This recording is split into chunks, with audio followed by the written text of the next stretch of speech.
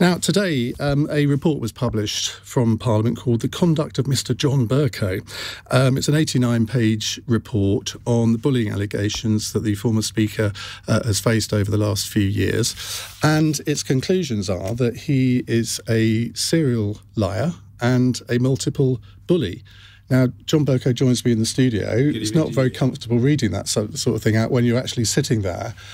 But I was thinking about how to start this interview, and my colleague Eddie Mayer once started an interview with Boris Johnson by saying at the start, this is some years ago, Mr Johnson, you're a nasty piece of work. Now, reading this report, and I have read all 89 pages, now the evidence is that you're a bit of a nasty piece of work. No, I'm not a nasty piece of work at all. I'm a warm, empathetic, principled and passionate person who had fantastic, I emphasise fantastic relations, Iain, with the vast majority of people with whom I worked and interacted throughout my time as a Member of Parliament, 22 years, and in the course of my 10-year plus tenure as Speaker. There was a sprinkling of people with whom I clashed. I periodically had disagreements with people. I was overwhelmingly concerned to implement the reform agenda on which I was elected and then re-elected, re-elected and re-elected. Some people cavilled at that and dissented from it, and there were clashes, but I absolutely deny that I bullied anybody in any way. And of course, such allegations in the future have to be brought within 12 months. Some of these, for which there is no video evidence, no audio evidence, no email evidence, no text evidence, date back 12 years. Well, indeed not. But they were private meetings within the House of Commons. They couldn't have been recorded. No, they may not have been recorded, but there might well have been, for example, emails or texts which would be indicative of a course of conduct. There is no such thing. So the point I'm making there is actually one person's word against another. There is evidence because Lord Lisvane kept a diary on his computer in the House of Commons as to all of the different incidents. And he says he didn't record them all, but the ones that he did recall. And, I mean, Lord Lisvane, formerly Sir Robert Rogers, I mean, a very impressive character in many ways. I can't see why you could accuse somebody like him, or indeed General David Leakey, or indeed one or two of the others, of making it up. But that's what you're effectively doing. No, what I'm saying is that our recollections are completely different, and they are massively divergent, the one from the other. You refer to a couple of people there, Iain, perfectly properly. Lieutenant General David Leakey. Well, Mr David Leakey brought a complaint against me, and that complaint was investigated, and it was rejected. So that is a matter of recorded fact, which was of no interest. He's saying tonight, and I don't know if you are aware of this, The Guardian have said that so John Bercow should never again hold public office or a position of leadership. Former Black Rod General David Leakey has said. Yes, but he's perfectly entitled to his opinion, about which I'm not remotely bothered or concerned. Sorry, let's focus on the specifics, because you referred to him let's do that. In the context of somebody who had been complaining about me, and I was just making the factual point for you and for your listeners that David Leakey submitted a complaint about me, it was investigated, and it was rejected. In relation to Lord Lisvane, you reference a diary, the provenance of which is uncertain, and which may well... What do you mean by that? What I mean by that is it is not known exactly when it was kept, because he was asked about that diary and whether it could be reproduced. And what he indicated was that it wasn't possible to reproduce it from the computer because the computer on which it was kept was changed, and he therefore no longer had it. One of your defences... I'm simply drawing attention to the fact that that is a somewhat unusual state of affairs. One of your defences to the appeal panel was that you tried to claim that you weren't even covered by your own bullying and harassment policy. Well, that's a completely different point. That's a point. Well, it is a different point, but it's a perfectly valid one to bring up. It's a perfectly valid one to bring up. That's a matter appertaining, Iain, to the question of scope. And that was an argument about whether, given that paragraph 4.3 of the policy referred to the need for somebody who was a respondent to be a pass holder, and I wasn't, whether in the circumstances I was covered by the policy. That was a debate that was perfectly reasonably had by me with the Parliamentary Standards Commissioner. Do you accept now that you were covered by it? Well, I accept that it was decided that I would be, and there is a reason for that, Iain, which I'm sure you will have keenly focused upon, but I'll happily tell you if you haven't, and that is that on April the 28th last year, in the chamber of the House of Commons, a number of amendments to the policy were proposed, including to that provision. So where it previously said that in order to be a respondent to a complaint, you had to be a pass holder, that was changed to being you don't have to be a pass holder. As a consequence of that, well, you won't be a pass holder in the future, will you? Well, I have never applied for a parliamentary pass since I left the House. So in the end, after 2 years and the expenditure of exorbitant sums, probably well over £100,000 of public money, what has been decided is that I should not be awarded that which I have not sought and do not want, namely a parliamentary pass. Let me quote something from the report. It says the bullying and harassment policy was breached repeatedly and extensively by the most senior member of the House of Commons. 21 separate allegations were proved and have been upheld. He had little or no insight into the way that he behaved or its consequences. Had he still been a Member of Parliament, we would have determined that he should have been expelled by a resolution of the House. Now, first of all, do you understand that the way you behave affects people in a negative way? Because if you don't understand that, how can you understand what the word bullying means? I can understand that a person can affect another person negatively. The issue is about specifics, as I'm sure you would readily accept. These complaints were distilled and synthesised into a series of specific allegations. And my argument is this.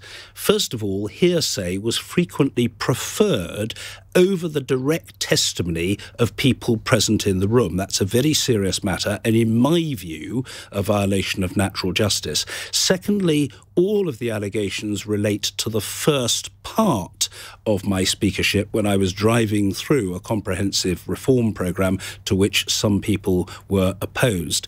And thirdly, I think it's a fair point to make that the procedure is changing next month so that instead of people being able to be scrutinised and investigated for matters 12 years ago, they will in fact have to have complaints made about them within 12 months. You were investigated under the rules. No, I'm sorry, Iain.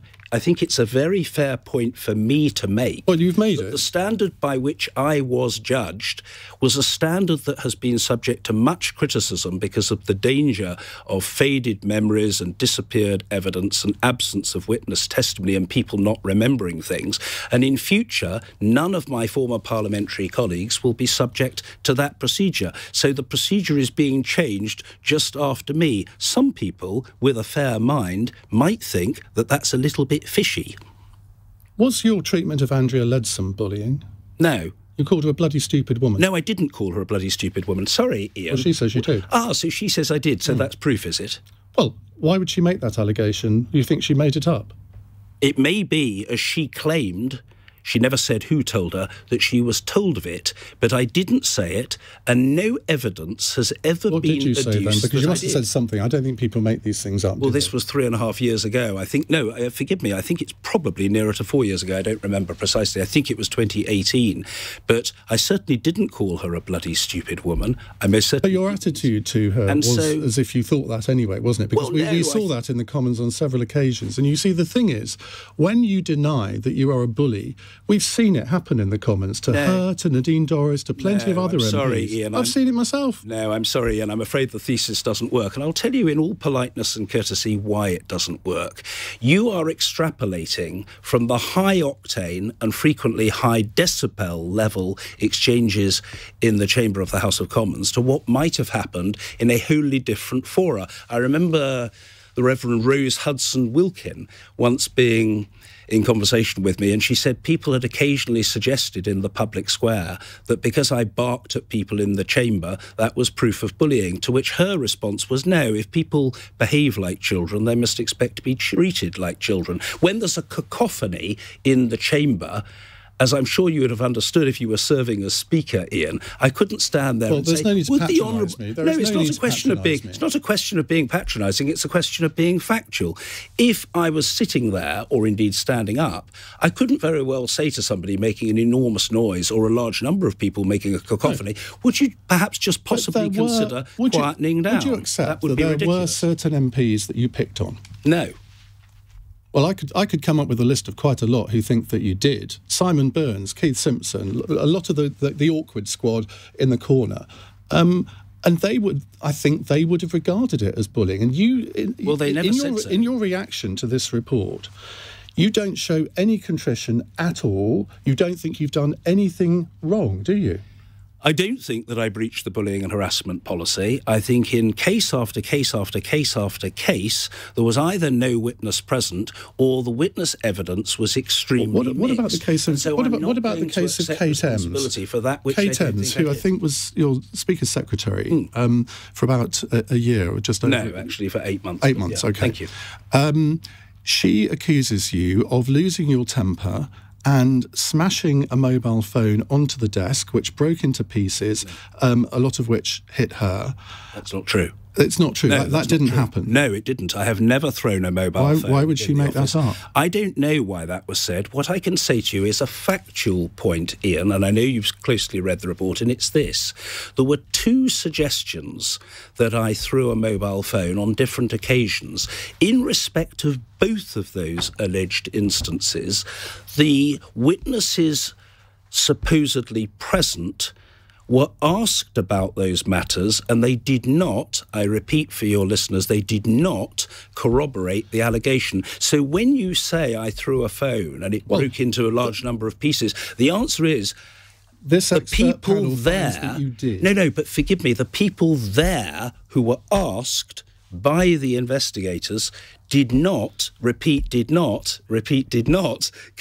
the allegation. So the panel can say what it likes, but what it's doing is making a judgment in contravention of the witness. What happens in a case like this is, first of all, you deny the bullying, you then blame the victims, then you smear the investigators, and you minimise it all through whataboutery. That's what you've done throughout the course of the day, isn't it? Oh, dear, that's below what you can do, Iain. Sorry, but it really is below what you are doing. You've thrown into doubt the independence of the expert panel, have you not? Iain, yes, I have thrown into doubt its independence. You've smeared the victims as liars. No, it's not. No, where did I say that? Well, you just said Kate Ems hasn't told the truth. No, what I say to you is this. Our recollections are absolutely and diametrically different. I haven't used the language of liar or not liar. I'm not getting into that. What I'm saying is a calm, cool, collected, factual point that witnesses were identified by the complainants in respect of those allegations, and the witnesses who were said to be there said, no, I do not corroborate that. Like another instance, sorry, Iain, but another instance in which one of the complainants, it's not about personalities, it's about the issues, but another complainant said that in July 2009, I had sworn at him. And he said it was in a private meeting, but that he'd immediately told someone afterwards. That person was tracked down and interviewed, a former press officer in the service of the House that neither of us had seen for many years, and she said she had no recollection of it. She was shown his diary note, and she said, no, I still have no recollection of it. So in other words, the witness was asked and said no. No, it's fair enough for you to put these points. Why aren't more people coming out in your defence today? Because you had a lot of fans when you were Speaker. Not many Conservatives, well, there were some, but not most of them were on the other side. But you yourself were not always unsympathetic, Iain. I think some of your reform agenda was actually very laudable, but I would have expected people to maybe have come out in your defence today, and they haven't. And indeed, you've been suspended by the Labour Party as well. I understand that you were thinking of running for Mayor of London. No, that's absolutely untrue. Absolutely not true. You shouldn't believe everything you read in the Daily Telegraph. I understand. Yes, I didn't say I necessarily believe, but I'm giving you the opportunity to correct the record. But are you disappointed that more people haven't come out in your defence? I've not really been spending the day reflecting on that. I think people are overwhelmingly focused on other and much bigger matters. I'm not going to sit here in this interview and comment on how many people did or didn't speak up. I've had all sorts of friendly messages from people who believe in me, people who support me, people who know that I determinedly, vigorously and passionately prosecuted a reform agenda. I wasn't hunting for trophies. I was trying to deliver change. That was my commitment, looking and back, I fulfilled it. You and I both know that when you want to deliver change, you have to bring people with you. And OK, there are times when you have sort of temperamental arguments. I mean, I've done it, but I like to think if I've shouted at somebody, it's happened once and I don't do it again. Yeah. The trouble is in this report, it portrays a picture of somebody who has done it, well, at least on 21 occasions. That's what they find you guilty of. Can you not bring yourself to even give any kind of apology to the people who feel that you did bully them. Whether you think you did or not, they think you did. No, I don't think you apologise for that which you haven't done. It's certainly very regrettable if people feel bad or didn't enjoy working with me. But we do, in the end, have to come back to the specifics. And I would put it to you and to your listeners that if I am accused of staring hate-filled at someone for a prolonged period and there are 9 other people in the room, those 9 other people in the room should be interviewed and asked for their evidence, but they weren't. If I'm accused of blanking someone on aircraft, it's presumably legitimate for me to point out the factual correction that it was a night flight and I was asleep for 9 hours before addressing a conference. So I'm sorry, the specifics... You don't feel you owe any kind of apology to anybody, that all of the incidents in this report are fiction? I think that they're all wrong, and I argued the toss on every point in very great detail. Yeah, but they didn't accept your arguments. That's the point. No, but what I would say to you, Iain, in response is this. I accept that the panel has a right to make a decision, but that doesn't mean that I have to accept that its decision is right. I don't. The policy is changing next month. The policy is flawed. The policy has led to a kangaroo court, but huge sums of public money have been spent. How is it a kangaroo court? And they were determined to get a finding. How is it a kangaroo court? All of the people listed as the membership of this panel were perfectly respectable people. They didn't have an agenda here, did they? The independent expert panel doesn't retry the case. Everybody knows that in appeals. They don't retry the case. They simply ask themselves whether they think that such a judgment could reasonably have been reached. And my proposition to you, in a sense, and if you'll allow me, is twofold. First of all, the Commissioner, who is not a lawyer and has no expertise in the study of bullying cases, upheld a number of allegations which the investigators had not upheld and didn't even interview me. That's not right. That's very odd. And as far as the panel is concerned, the panel make ad hominem personal attacks on me, but offer no evidence to support the thesis. These are perfectly reasonable points for me to make. I don't bear any of the complainants ill will. I wish them all the best, but I'm not going to go in for the business, a la Priti Patel, of faux apologies, of saying, oh, well, I didn't think I was bullying, but if people are upset, then I'm frightfully sorry. I stand by my position, and people will have to take me or leave me. But I've always been honest, and I remain honest, and I'm going to continue to be honest. We could come on for a very long time. We've gone way over the time that we said we were going to do the interview. I hope you don't mind that. Thank you very much indeed to Iain, John thank you. Bercow. Thank you. Cross question at 8 o'clock, 0345 6060 973.